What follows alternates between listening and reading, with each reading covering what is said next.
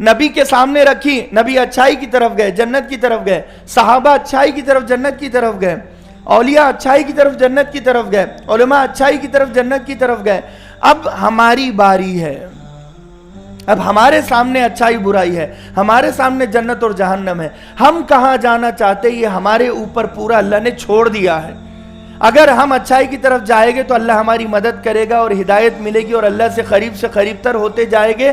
یہ رمضان نے ہمیں ماحول بنایا کہ تم اچھائی کی طرف جاؤ. اب ہم نے 30 دن روزے رکھے، اعتکاف کیا، ذکر و اذکار کیا. اس کا مطلب یہ نہیں کہ رمضان ہو گیا تو اب پھر ہم برائی کی طرف جائیں، پھر گناہوں کی طرف، گانے کی طرف، فلموں کی طرف، جھوٹ کی طرف، غیبت کی طرف، چغلی کی طرف، یہ ہر طرف ہم جائیں. لہٰذا گناہوں سے ہمیں زندگی بھر کے لیے بچنا ضروری ہے. تو یہاں پر فرمایا کہ عید الفطر، عید الاضحیٰ، یہ ماضی کے کسی واقعے سے اٹھا کر نہیں بنایا بلکہ اس امت کا کچھ لگا ہے، اسی لیے عید الفطر، عید الاضحیٰ اس دن کو ہم نے بنایا.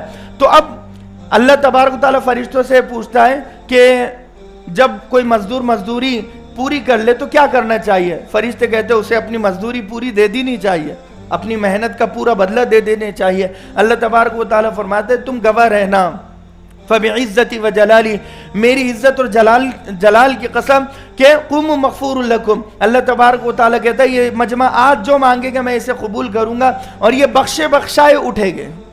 یہ جب اٹھے گے عید کی نماز پڑھ کر بخشے بخشائے اٹھے گے. تو ہمیں یقین رکھنا ہے کہ ہماری بخشش ہو چکی ہے. بعض لوگوں کی ذہن میں یہ خیال آتا ہے، مجھ سے کل بھی کچھ لوگ سوال کر رہے تھے کہ بھئی ہماری نمازیں کیا قبول ہوئے گی نہیں ہوئے گی، یا ہماری تراویح قبول ہوئی یا نہیں ہوئی، یا ہمارا روزہ قبول ہوا یا نہیں ہوا. یہ شیطانی وسوسے ہیں.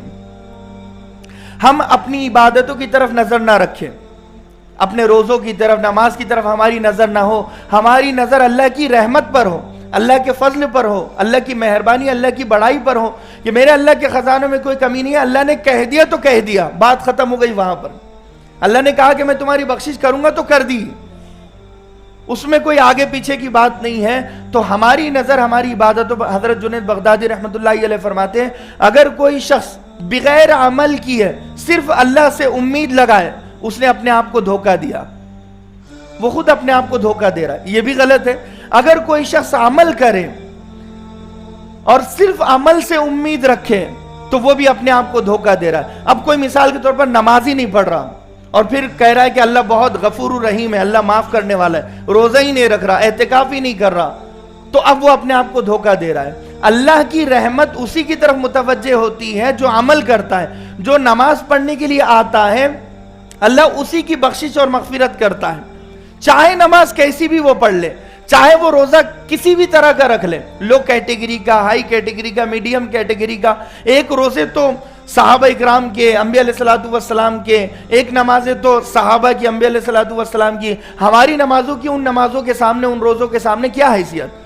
اللہ کے نبی کے اعتکاف کے سامنے ہمارے اعتکاف کی کیا حیثیت؟ لیکن حاضری تو لگانا ہے، لیکن روزہ تو رکھنا ہے. یہ سوچ کر شیطان کہے گا تیرے کہاں روزے قبول ہونے والے ہیں. شیطان کا یہ دعویٰ ہوتا ہے کہ اسے روزہ رکھنے ہی نہ دے.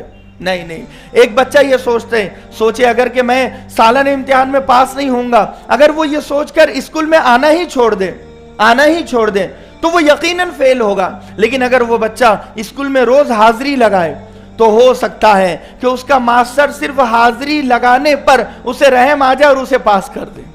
تو ہمارا جو رب العالمین ہے وہ تو ماسٹر سے کہیں زیادہ رحم و کرم کرنے والا ہے. اس کی رحمت کا سمندر کی گہرائی کا اندازہ نہیں ہے، اس کی رحمت کے سمندر کے قطروں کا ہم اندازہ نہیں لگا سکتے. اللہ تبارک و تعالیٰ کہتا ہے صرف حاضری دے دو، رمضان میں روزے رکھ لو، نمازیں پڑھ لو. یہ مت سوچنا کہ میری نمازیں ایسی، میرا روزہ ایسا، بس تم کرتے جاؤ. ہمارا فضل بہت بڑا ہے، ہم قبول کر دیں گے. تو لہٰذا یہ ہمارے ذہن میں نہیں ہونا چاہیے کہ ہم نے جیسا حق تھا ویسا حق ادا نہیں کیا، بلکہ یقیناً اللہ نے ہماری بخشش اور مغفرت کر دی ہے. بخشش کہتے کسے ہیں؟ بخشش کہتے ہیں کہ دل کو پاکیزہ کر دینا، داغ سے بے داغ کر دینا، کہ اس دل پر ایک بھی میل کچیل، ایک بھی داغ دھبا نہ ہو، اسے کہتے ہیں بخشش. جب ہم عید کی نماز پڑھتے ہیں عیدگاہ میں تو اللہ تبارک و تعالیٰ ہر ایک کے دل کو دھو دیتا ہے. اب اس دل پر 11 مہینے جو ہم نے نقطے لگائے، کالے داغ کے دھبے لگائے، پورا دل کالا ہو گیا، آج اللہ اس دل کو بالکل سفید کر دیتا ہے، بالکل دھو دیتا ہے رمضان کی برکت سے، عید کی نماز کی برکت سے. لیکن پھر دوبارہ اب اس دل پر کالے دھبے نہ لگے، کالے داغ نہ لگے. آج ہم نے نئے کپڑے پہنے ہیں ماشاءاللہ، تو اگر ہمارے نئے کپڑوں پر اگر کوئی داغ اور دھبا لگ جائے تو اچھا دکھتا ہے؟ نہیں لگتا. تو بالکل آج اللہ نے ہمارے دل کو نیا کپڑا پہنایا ہے، یہ نیا دل ہمارا بن چکا ہے، اس پر ایک بھی داغ اور دھبا نہیں ہے. اب ہماری ذمہ داری ہے. ماں بار بار بچے سے کہتی ہے بیٹا نئے کپڑے پہنے، گندے مت کرنا، خراب مت کرنا، نئے کپڑے خراب کر دے گا. بالکل اللہ تبارک و تعالی ہم سے یہ کہتا ہے کہ بندو تمہارے دل کو نیا لباس پہنا دیا، نیا دل تمہارا فٹ کر دیا، لگا دیا، اب اس دل کو گندا مت ہونے دینا. یہ آزمائش تمہاری 11 مہینے ہے، 11 مہینے کے بعد تو رمضان آنے والا ہے. اس امید پر گناہ کرنا کہ اب رمضان آنے ہی والا ہے، پھر دوبارہ میرا دل دھو دیا جائے گا. کیا پتا کہ ایک رمضان آنے سے پہلے ہم مر جائیں، دنیا سے چلے جائیں.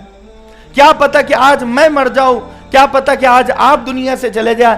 آج ہم بیٹھے ہوئے ہیں، کل لیٹے ہوئے ہوگے، زمین کے اوپر ہے، زمین سے نیچے ہوگے. کسی کی زندگی کا کوئی بھروسہ نہیں ہے، خدا کی قسم لمحے بھر کا کوئی بھروسہ نہیں ہے. اللہ کے نبی جیسی ہستی کہیں کہ میں ایک طرف سلام پھیروں، دوسری طرف سلام پھیرنے کا مجھے بھروسہ نہ ہو، تو ہم کس کھیت کی مولی ہے کہ ہماری پلاننگ اور منصوبے ایک ایک سال کے 6 مہینے کے، اور ہم گناہ کر رہے ہیں. اب 2022 میں خوب گناہ کر رہے ہیں 2023 کے رمضان کے بھروسے پر. اگر 2022 میں ہی مر جائے اور بغیر توبہ کے مر جائے، انہی گناہوں میں مر جائے، ایسے کالے دل کے ساتھ مر جائے، کیا اللہ کو منہ دکھائے گے؟ کیا اللہ ہمیں اپنا دیدار کرائے گا؟ کیا نبی کو ہم چہرہ دکھائے گے؟ اللہ کے نبی کہے گے میرے صحابہ نے اپنی گردن کو کٹائی، بیوی کو بیوہ کیا، بچوں کو یتیم کیا، خون بہایا، جنگ بدر لڑی، جنگ احد لڑی، جنگ احزاب لڑی، تمہیں اتنا خیال نہ آیا کہ تم میرے نبی، میرے ماننے والے تھے، تم تو میرے بھائی تھے، تم جب گناہ کر رہے تھے تمہیں شرم نہیں آئی؟ تمہیں صحابہ کے چہرے نظر نہیں آئے؟ تمہیں قرآن کی تلاوت کرنا یاد نہیں رہی؟ تم رمضان کے مہینے میں بھی گناہ کرتے رہے. کم سے کم ہم نے اتنی بخشش کے بہانے، میں نے اس سے پہلے بیان میں بھی بتایا کہ اللہ نے بخشش کے بہانے بہت سارے چلائے ہیں، ہم ان تمام کو مد نظر رکھیں. فرمایا کہ وَلِتُكْمِلُوا الْعِدَّةَ يُرِيدُ اللَّهُ بِكُمُ الْيُسْرَ وَلَا يُرِيدُ بِكُمُ الْعُسْرَ. اللہ تبارک و تعالیٰ تمہارے ساتھ آسانی کا معاملہ کرنا چاہتا ہے، اللہ تمہیں تنگی میں، پریشانی میں ڈالنا نہیں چاہتا. وَلِتُكْمِلُوا الْعِدَّةَ، اسی لیے تم اپنے روزوں کی گنتی پوری کرو. گنتی پوری کرو کہا، یہ نہیں کہا کہ روزوں کا حق ادا کرو. مولانا شرف علی تھانوی نے بہت اچھی بات لکھی، ابھی ختم کر دوں گا. فرمایا کہ امت کا کام ہے گنتی پوری کرو. گنتی کا مطلب ہے 30 کی گنتی پوری کرو، 29 یا 30 کی گنتی پوری کرو. اب آگے اللہ کا کام ہے، گنتی پوری کر لو. وَلِتُكْمِلُوا الْعِدَّةَ وَلِتُكَبِّرُوا اللَّهَ عَلَى مَا هَدَاكُمْ. اللہ نے جو تمہیں راستہ دکھایا ہے اس راستے پر چلو اللہ کی بڑائی کرتے ہوئے. وَلِتُكَبِّرُوا اللَّهَ عَلَى مَا هَدَاكُمْ لَعَلَّكُمْ تَشْكُرُونَ. شاید کہ اللہ کے تم شکر گزار بن جاؤ. اگر مجھے شکر گزار بننا ہے تو 2 علامتیں ہیں. ایک مفسرین لکھتے ہیں عید کے دن تکبیر پڑھنا، اور دوسرا یہ ہے کہ اللہ تبارک و تعالی جس راستے پر چلا رہا ہے اس راستے پر چلتے رہنا، راستے کو نہ بدلنا.